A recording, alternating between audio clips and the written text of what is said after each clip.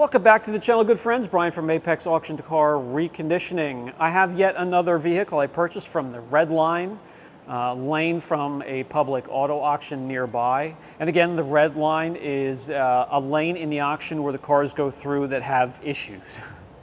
They're either towed in or dragged in or trucked in or, hauled in, you name it. Very rarely do they come in on their own and are parked in the spot. They're normally pushed there or dragged there. And they're going to have check engine lights. They're going to have some mechanical issues. They're not going to be inspected. But you can get these cars for way under $1,000 bucks. $500, $600, $700, $800. That's not the whole story, however. In today's video, I'm going to drag out a receipt, redact some of the personal information, and show you the whole story of what it costs from the winning bid to getting it home, which is a different story and not a lot of people share. So we're going to do that today, and we'll take a look at the vehicle that I picked up. This one here is yet another Kia. This one here is a Sedona, which is their station wagon or minivan version. The engine's a little bit bigger. It's a surprisingly heavy vehicle. I'll go over some of the specs with you. This is another great test canvas for detailing products and tools of all kinds. As usual, except for maybe one or two like the Honda Pilot, the headlights need to be done. Every single one, it seems like the headlights need to be done just to be safe and pass inspection. So we'll do that. I'll show different ways to do it, some different kits and different methods. We have transfer all the way along the front. I'll bring you in close. This one's really dirty, so we can test a new shampoo that I have here today, and so much more. Let's get into the video. So this one here is an early version of the Kia Sedona. This is their minivan. Has a really neat blue color. It's a blue metallic, almost a little bit dark purple. So I'm kind of anxious to bring that out and see what it looks like. There are some battle scars on the driver's side. There's some on the front here. We'll have fun working. I can remove all that, and I'll show you how to do that. We have some headlights that are really having some issues. Lots of scratches and swirls that we can test products on, compounds, polishes, and pads, and the damage is all the way back through here. So that is great. This is a great canvas. Also, the wheels are really dirty and stained. We can clean those up. The plastic is just beat to hell and faded. The interior, although it's not crazy torn up, has a little bit of a rip here. We can test cleaners on the interior as well. I already tucked in the seats, so the shop manager can just hop up it. We have a ramp right here, so we could set that up. She could just walk right up in there and not put a lot of stress on her shoulders and hips, and she has plenty of room. What I love about this thing, it has vents right above where she normally sits. She sits on my side right behind me. So, with the heat, I can have the air conditioner blasting and it blows right down on her. And yeah, it's, you have the second row and the third row, which tucks back in.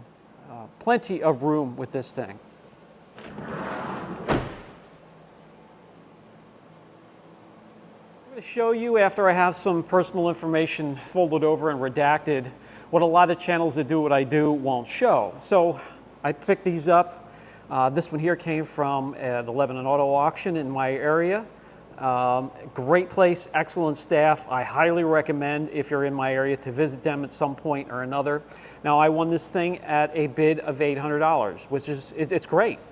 Where else, guys, so realistically in my area, let me explain how it is, and then tell me in your area if it's a similar situation. In my area, if you visit any of the dealer lots, you won't find a vehicle that runs and is legal for under $4 or $5 grand. That's just the way it is here. The buy here, pay here, they're even worse. Find a car for $800 and win the bid, you should be happy. You should be extremely happy to find something that has wheels that turn. This one actually drove home. It does have its issues, and I'll show you that. But for $800 bucks, a static. But that's not the whole story. There is a buyer's fee for the auction, understandably. Why would they hold an auction and sell cars for somebody without a fee? I get it. So total that came to $950 that you're paying for the vehicle. But wait, there's more, as the saying goes. You have a title fee of $72, where in my area, you have a temp tag fee of $38. You have a tag fee of $48 if you're going to license it. If you, you know, with a dealership, you can also put it under the dealership name and waive a lot of this. But there's also sales tax. That is something you can't waive. A documentary fee at the notary, that may be on the high end, but that is something that's put into it. So out the door, you've won it at $800. You got to keep in mind, with the buyer's fee and all these other costs, you're at $1,305. Now, I will still not lose money on vehicles like this. A family vehicle like this, I'm going to be able to sell it. I just have to straighten a few things out. I should actually be able to make, you know, $1,000 or $2,000 on it. So I'm not worried, but just because you win or somebody tells you they want a car for this much, remember all this as well. I just wanted to show you that. So let's take a closer look at what we won for $800 but paid $1,300 for out the door. I showed you the exterior issues, which that's fun for my type of channel. The interior isn't that bad. The door panels aren't ripped up. The seats are just dry and folding up and cracking. No big deal. The dash isn't ripped up and cracked into 1,000 pieces. I always bring my carbureted head units wherever I go. I like to use the vehicle for a good couple hundred miles to make sure it's safe before I would offer it, put it up for sale, or give it to anybody. So with that, I need all of my creature comforts with the chargers and cell phone holders to come with, and my carbureted and all that other jazz. Also the leash and my vest so I can walk around Copart, and her, you know, her ramps to get up in there. And I always have to remove the seats in the back so they stay safe when she's back there. Tires. They all have great tread, but it seems to be a different tire on all four corners. There's an Optimum. This one here, again, great tread. This is a Hemisphere. Over here, great tread. This is an Atheon, whatever that is. And right here is the fourth different tire. This is a Blackhawk, all with great tread, but different tire patterns.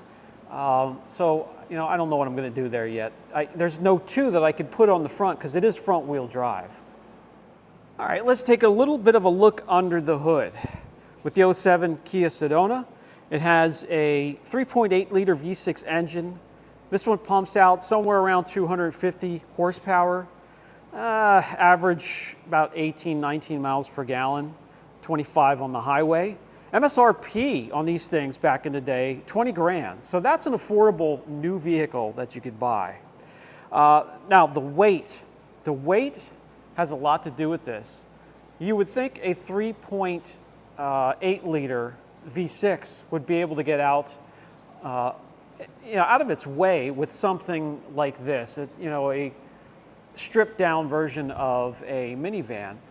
But it struggles a little bit. Why? Because this thing weighs 4,500 pounds.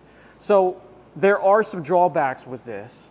We're going to take it on a test drive in just a couple minutes, but the drawbacks with this so far, again, because of the weight, it has a little bit of a problem pulling.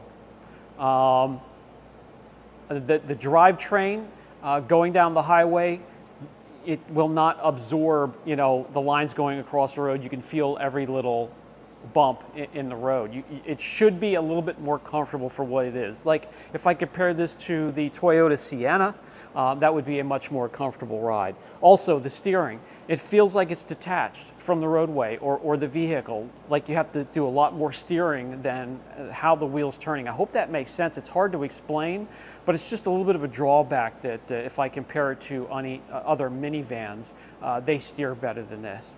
But This has all the creature comforts. So the pluses, it has heated seats, heated steering wheel, it has 3 zones of climate control, and you can adjust them in the front and in the back. So the shot manager, she's laying right behind the camera.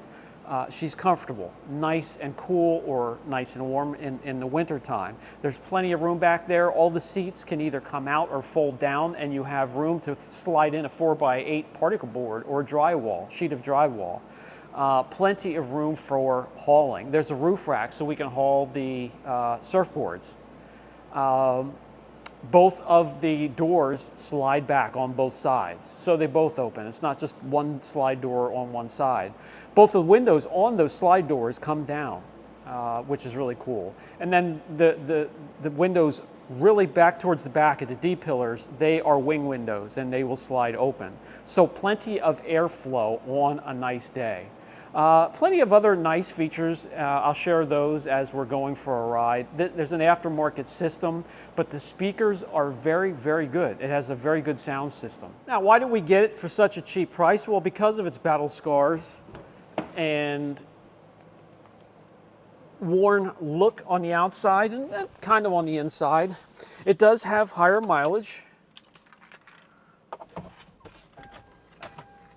171,000, which on a Toyota, Kia, and some vehicles, that's not really a whole lot. It's, you know, you can get 200,000-300,000 on these. On the Kia Sedona, the weak point for this is the transmission. But let me start it up for you. Starts right up. It stays cool while you're driving it.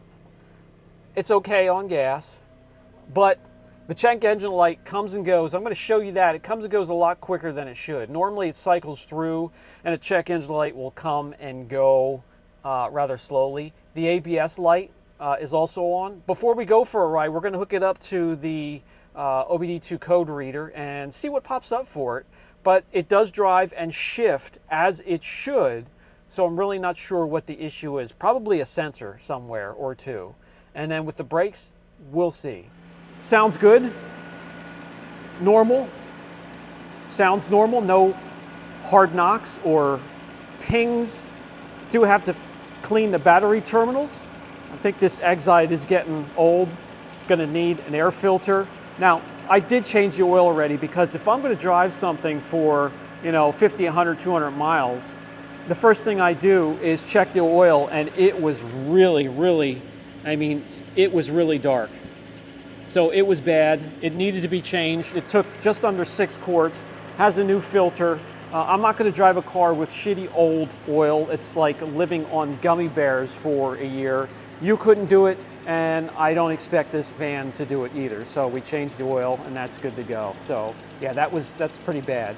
The trans fluid is fine, not burnt, has a pink color to it. Even the washer fluid is full. The coolant is good where it's supposed to be.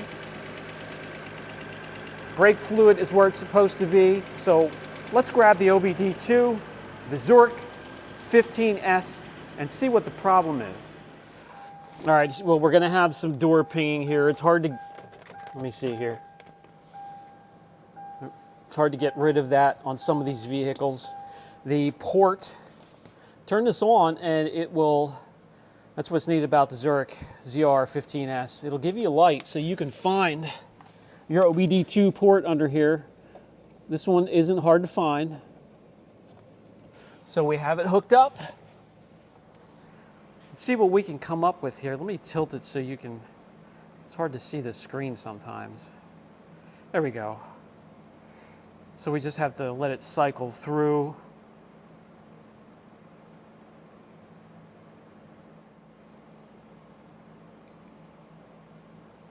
All right, so we only have 2 stored codes. Vehicle speed sensor. So speed sensor is no big deal, really.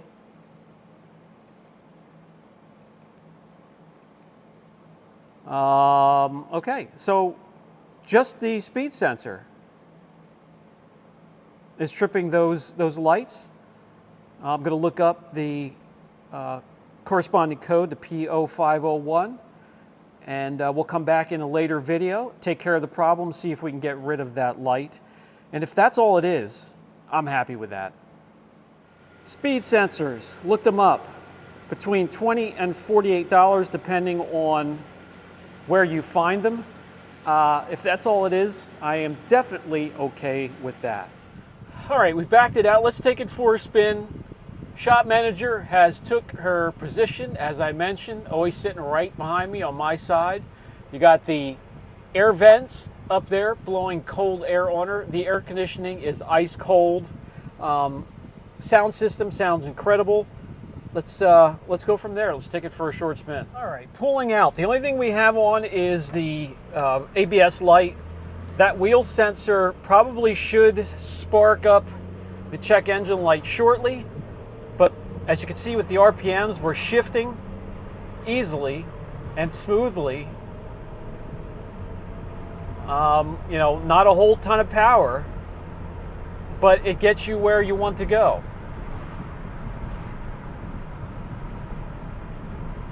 The temperature gauge, that's where it likes to hover. A little bit below half. Again, 171,000 miles on it. And in this big, heavy minivan, we're floating along.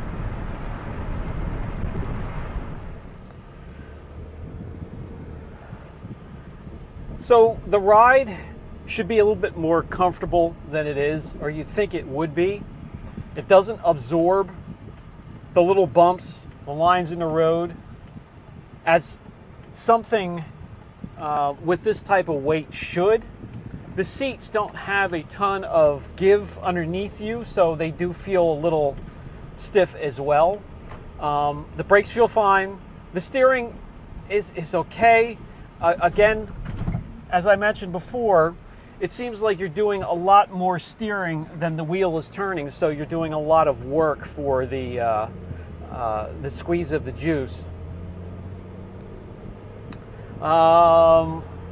Alignment, even though we have 4 different tires with different treads, steering wheel does not shake. It runs a perfectly straight as an arrow line. When you go on the brakes, there's no squeaking. There's no shaking of the steering wheel. The shifting is smooth. The air conditioning is cold. You know, for an entry-level family vehicle, what more can you ask for? I can't think of anything. If you can, down in the comment section. Power seats, 5-way power seats, memory, power windows, power mirrors, everything. Heated seats, heated steering wheel, 3 zones of air conditioning. We do have a sunroof, power sunroof. You can hit a button up here for either of the side doors to slide open. Yeah, not bad. Not bad at all for $800, $1,300 out the door. All right, that's going to do it for this video. I'll order the speed sensor. Hey, it's not the motor, transmission. It's not all-wheel drive, so it doesn't have the transfer case or front and rear diff problem. A speed sensor, I'll take all day long. I'll order one when I get it in. We'll replace it, see if that takes care of the issue. In the meantime, we have plenty of other things to do on this and plenty of products and tools to test on it. Brian from Apex Auction Car Reconditioning. I'll catch you in the next video.